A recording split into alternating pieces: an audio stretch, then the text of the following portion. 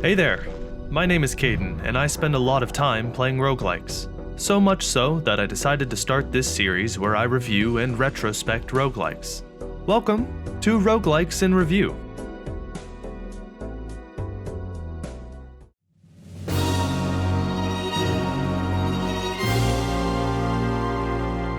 Today, we're going to be taking a look at a game called Astrea, the Six-Sided Oracles, which is a Dicebuilder roguelike game from Little Leo Games, released in 2023. It's a game that I've had a lot to say about, enough so that it's kickstarting this series.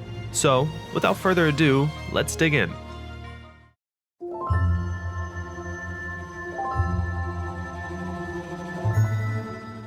So, what is this game all about? In Astrea, the Six-Sided Oracles, the goddess star and namesake of the game Astrea, created the 6 planets of the solar system and all the creatures inhabiting them. For ages, her creations thrived with the help of her 6 chosen oracles, who received her blessings and guidance. But Astrea strove to be perfect and, in her hubris, became corrupted by the worst parts of herself, in an event known as the Crimson Dawn. Now, her corrupt heart spreads its influence across the cosmos, and it's left to the player to step into the shoes of the Oracle's descendants, each with unique powers and personalities, to embark on a journey to purify her heart of its corruption and restore balance to the world. This story is merely the stage upon which the game is set, but that theme of balance the story introduces is suffused into every aspect of the game, and we'll be returning to it over and over again during this review.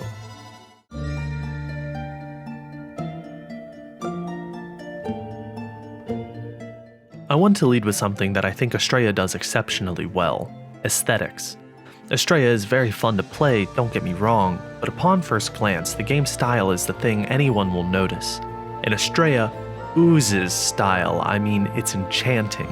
Everything in the game, down to every element of the UI, is stylized. It has a distinct, hand-drawn look, being rendered with chalky edges and with a heavy use of glyphic designs that combine to give the game the feeling of being an animated Technicolor cave painting. Emphasis on the color because the use of color in the game is stunning. The world is saturated in soothing cosmic blues and agitating blood reds, lending the game an intuitive visual language of color that the game uses to communicate with the player.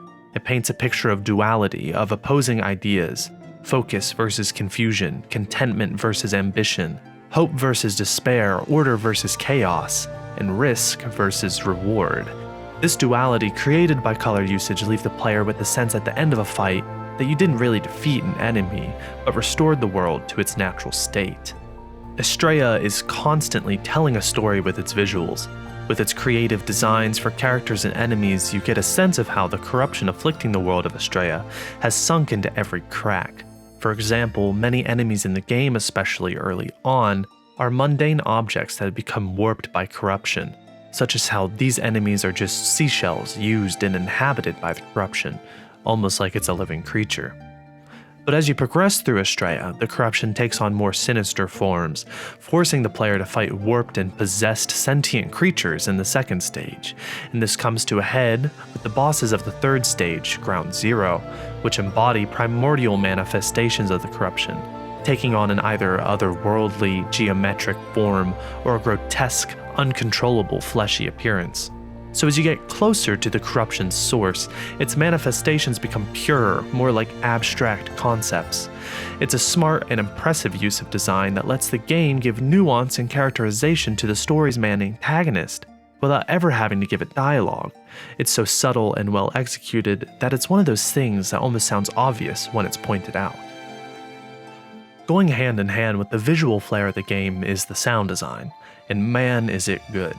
The OST is full of rich and animated orchestral scores that heavily evoke the soundtracks of beloved JRPGs, especially Final Fantasy XIII and Kingdom Hearts. And if you've ever played Final Fantasy XIII, then you know that you just never get tired of hearing those driving drums and dramatic strings that push a fight ever onwards. And the same thing can be said of Astrea. Give it a listen.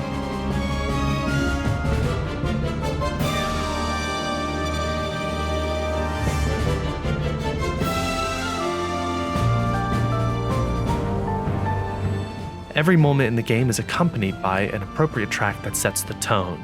The music in the shrines is contemplative and serene.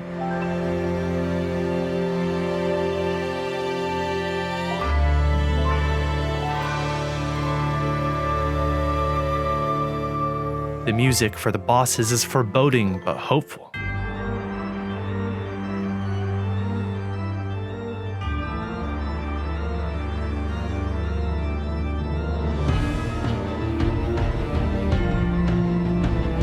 Outside the OST, the sound design is good all around. The dice rolling sounds chunky and satisfying, full of initiative. The characters' nonsense language sounds are charming and immersive. And the anguished screams of the corrupted are chilling. The audio of the game is full of whimsy and triumph. The game uses its sound and visual language to be both cutesy and mature without ever calling attention to itself.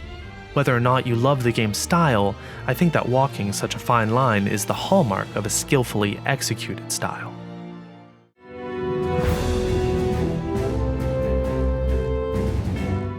Enough about the fluff. Let's dig into the meat and potatoes of the game, mechanics. A player will fight their way through 3 main stages on their quest to purify Astrea. The player will gather new dice, blessings, and companions called constructs as they progress through a stage and beat the respective boss. There are several mechanics to discuss here, but let's start with the obvious one, the dice. Unlike with some other dice builders where there are no bad rolls per se, in Astrea your dice can and will roll badly. Each face of a die in Astrea represents an action. We'll discuss actions more after we talk about how HP works in Astrea, but for now, just know that dice typically have some risk attached to them by having at least one detrimental face. The game puts dice into 4 categories: starter, safe, balanced, and risky. Starter dice, as you might expect, are the dice you start a run with, and they are either low or no risk and serve as the foundation for synergistic builds, but they have very little power on their own. Safe dice similarly have little or no risk associated with them, but in exchange they only provide you with minor actions. Balanced dice are split down the middle, providing you with substantial actions on roughly half the faces and detrimental actions on the other half. Risky dice provide you with very powerful actions, but they typically have 4 faces with detrimental actions. It's worth noting that balanced and risky dice may instead have their risk in the form of a condition built into the action. The game is made in such a way that taking too many safe dice will lead you to a slow defeat where you're whittled down by ever stronger enemies, and taking too many risky dice will lead you to a blaze of glory where you burn out after rolling poorly one too many times. Like everything in Astrea, you must maintain a balance to succeed. And nothing in Astrea more exemplifies this theme of balance and risk than the HP system. In order to explain the HP system, we have to discuss the 2 main actions in Astrea, Purify and Corrupt. The player starts fully purified and able to take 6 points of corruption before their bar becomes fully corrupted, and they lose a life. Foes start fully corrupted and are defeated when their life bar becomes fully purified, returning them to their natural pre-corrupted state. This means that purification and corruption are 2 sides of the same coin. A player may use a Purify action to damage the enemy, but also to heal themselves. When a player rolls a Corrupt action, they have a choice to damage themselves or to heal the enemy. Similarly, an enemy may use their Corrupt action to damage the player or to heal themselves. This creates a really unique take on a health system that makes every action a choice. It also forces the player to abandon their ingrained muscle memory built up from years of games with traditional HP, which I found to be very refreshing and engaging. This system is layered with another system that dictates a player's course of action: virtues. Virtues are abilities that the player may use only when their health bar reaches a certain corruption level. Virtues incentivize the player to think of their health as a resource that can be spent, either by damaging themselves or intentionally taking damage from an enemy in order to gain access to these powerful abilities. However, failing to plan ahead when using a virtue can easily lead to an overextension and the loss of a life. Speaking of which, the player starts with 3 lives, lose them all, and it's game over.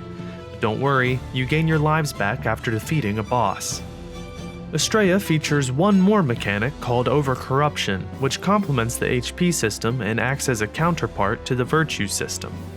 Every enemy has an overcorruption meter, which triggers a specific action once a certain amount of corruption has been received.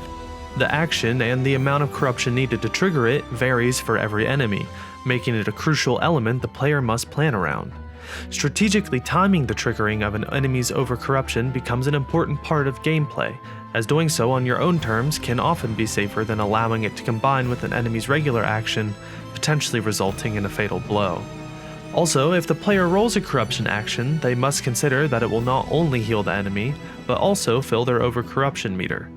As it is so common with the game, balancing the use of corruption between all available options is frequently the key to success. That covers all the systems related to HP in Astrea, and hopefully I've illustrated how they all work together to create a subversive foundation for the game, in which there can be rewards even for taking damage, so long as you balance the risks. But there are a great deal more actions available to the player than just Purify and Corrupt.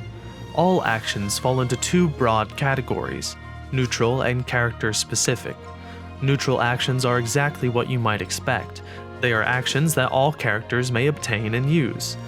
But that doesn't mean they aren't interesting or exciting, and I wanted to highlight one of my favorite actions, Light Shield, which is a neutral action that applies a status that prevents corruption equal to the value of Light Shield. On paper, this sounds like it would be similar to blocking in other video games, and it is, but it's also so much more. Remember, enemies heal when they have corruption applied to them, so you'll frequently find yourself using Light Shield offensively to negate an enemy's healing.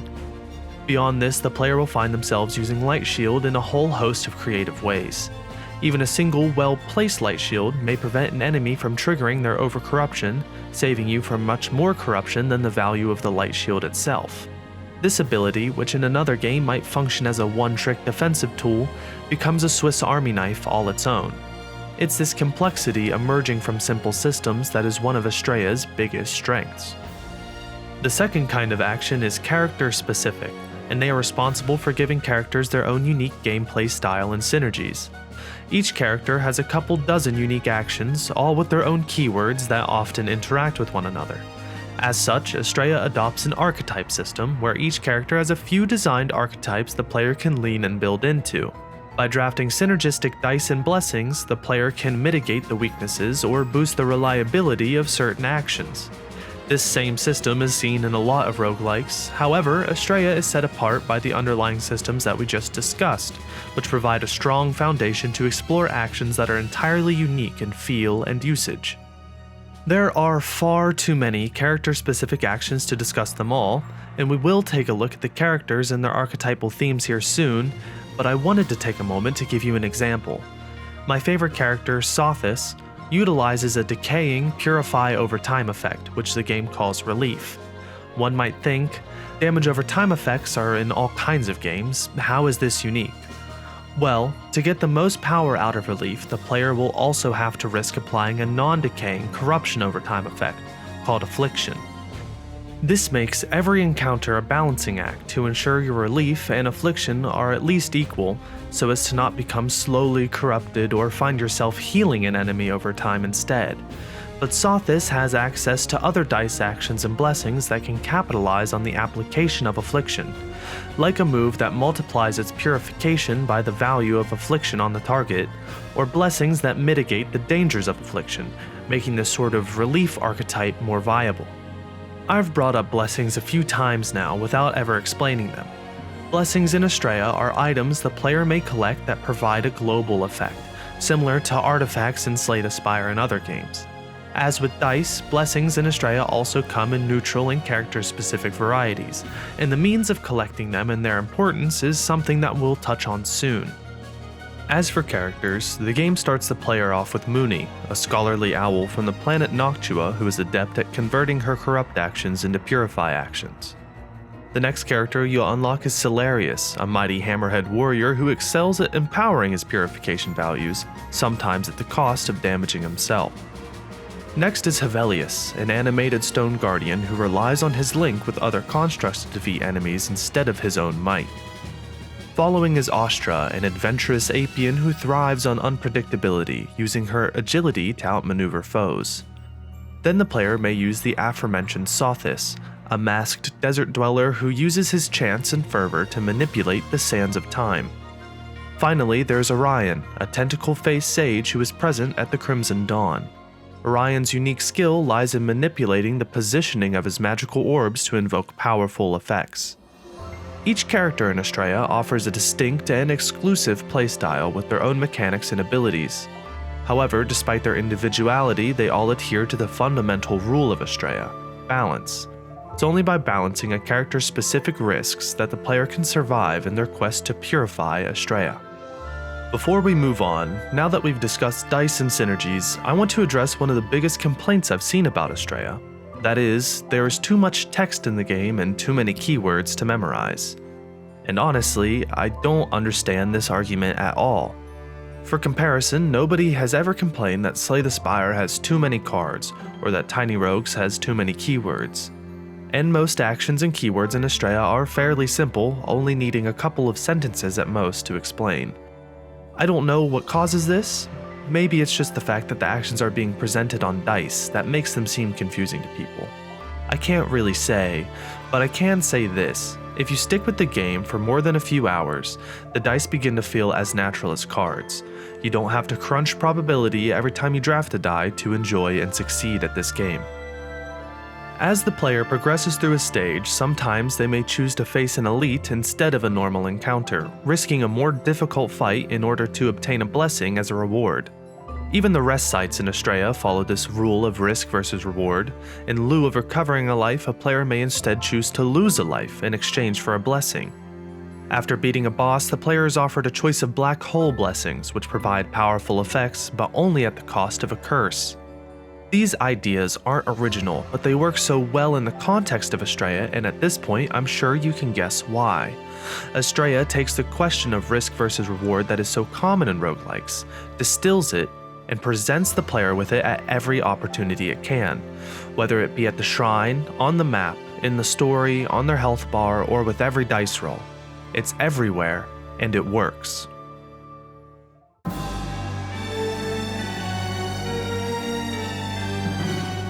I wanted to take a moment to discuss some elements of the game that are not directly mechanical, but are still integral to the experience of playing the game. Player progression is an important part of all roguelikes, and there seems to be two extremes. Games where the player progression is gated exclusively by player knowledge, think of a game like Noita, and on the other hand, there are games where the player's progression is locked behind certain tasks. Astrea falls into this category. Some games of that sort require the player to sink dozens and dozens of hours into unlocking everything. That being said, Astrea's progression system follows a good logic. The player starts with the simplest character, with only their simplest dice unlock. To unlock the next character, the player must win a run. That character they unlock will be slightly more complicated than the last. Then the player must win a run with that new character to acquire the next, so on and so forth until you unlock all 6 characters. When the player has won a run with all the characters, the true final boss of the game, Astrea, is unlocked. It took me about 10 hours of playing the game to do this, which I believe is quick for a roguelike, and I also consider that to be all the major unlocks in the game. However, a player can obtain new dice and blessings for a character by leveling them up. A player can max out a character in as little as 10 or so runs, which reminds me, a run in Astrea will typically take you anywhere from 1.5 hours to 2 hours. While there's no objectively good run length for a roguelike, 2 hours is a substantial length that might require you to plan ahead in order to get a run in during your day. Astrea has an ascension system. If you're unfamiliar, an ascension system is a post-game of sorts for roguelikes.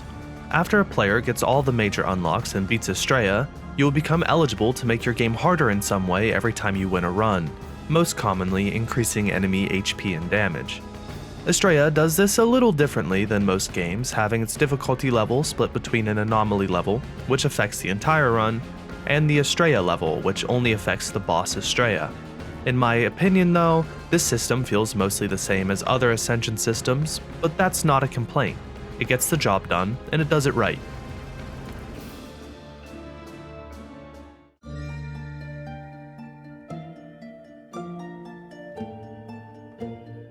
Astrea has some areas where it struggles, and as charmed as I am by this game, it wouldn't be a fair review if I didn't discuss them. For me, the glaring issue with the game is the lack of variety. To start, there just aren't enough blessings in the game. In my experience, most of my runs end with a lot of blessings in common. Every time a player obtains a blessing, they are presented with a choice of 3 blessings to select from. Generally speaking, I think this is a good design choice, as it gives the player more opportunity to draft a blessing that has synergy with their dice. However, not all blessings are created equal, and some are more generally powerful than other niche options. For example, a blessing called Bottled Aurora allows the player to choose to reroll their hand once at the start of every turn. This is extremely useful for every build, making it possible to vastly mitigate the risk of bad rolls. Compare this to an artifact like Zenith Ring, which increases your purification action values while you have 6 corruption on your health meter. Between the two, the choice isn't even close. Zenith Ring provides a powerful effect, but it's highly situational and requires some luck to take advantage of, while Bottled Aurora is powerful all the time. It's worth clarifying this type of imbalance is impossible to get rid of and isn't an issue on its own. It's an inherent part of the RNG that makes roguelikes fun. But due to the draft 1 of 3 system and the limited pool of blessings, it often results in the player consistently choosing only the same strongest blessings. This reduces a big element of randomness in the game, making it seem like your runs are less unique. Another area where Astrea lacks variety is with its encounters. Each stage only has a small pool of encounters to choose from, and after only a few runs, the player will have experienced every enemy encounter in the game. This lack of variety really detracts from the replayability of the game. Don't mistake me though, every encounter in Astrea is well designed. It's clear the developer took a puzzle-like approach to the encounter design, usually involving a certain mechanic or trigger the player has to plan around. The puzzle-like design makes encounters engaging and challenging, but it also polarizes them. This is another issue the game has. Some encounters in the game counter certain archetypes. It only happens occasionally, but sometimes you will run up against a foe that will prevent or punish you from doing something that your build requires you to do. There are a few ways this can happen, but the example I came across the most were encounters that involve thorns, which damage the player for every instance of purification they apply. Many characters have abilities that damage an enemy multiple times, and sometimes the player could be forced to lose a heart in order to do damage, due to their build requiring multiple hits. Other games have this issue. Slay the Spire has tons of enemies that directly counter specific builds. But Slay the Spire has many more encounters per run and a much bigger encounter pool, and as a result, it occurs less frequently and feels less punishing. It's not a deal breaker, but it's something that could be improved on.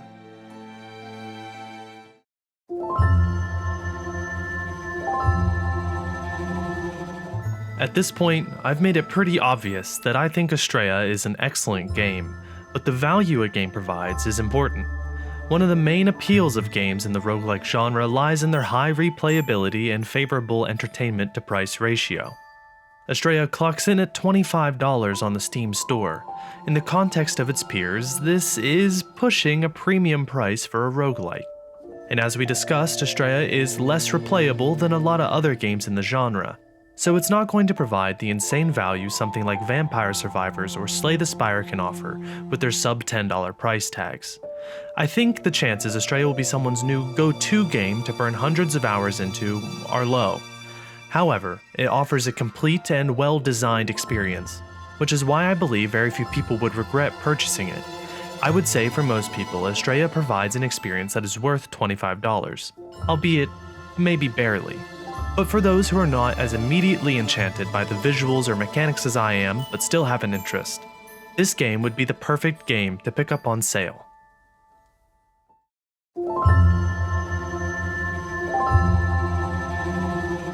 I hope that I've shed some light on Astrea, the Six-Sided Oracles, and given some new people interest in it.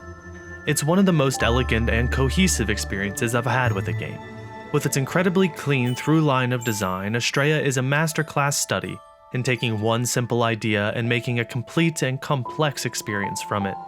The game executed its ideas with a subtle mastery that even developers with much greater resources have struggled to achieve. Little Leo is still patching it every once in a while, and it just passed 100,000 copies sold. Astrea is their debut game, and I'm excited to see what else this team is capable of. This is the first YouTube video that I've made. I've always admired reviewers and video essayists, so I thought I would finally give it a shot myself. If you liked the video, please let me know by leaving a like and subscribing. It would mean a lot.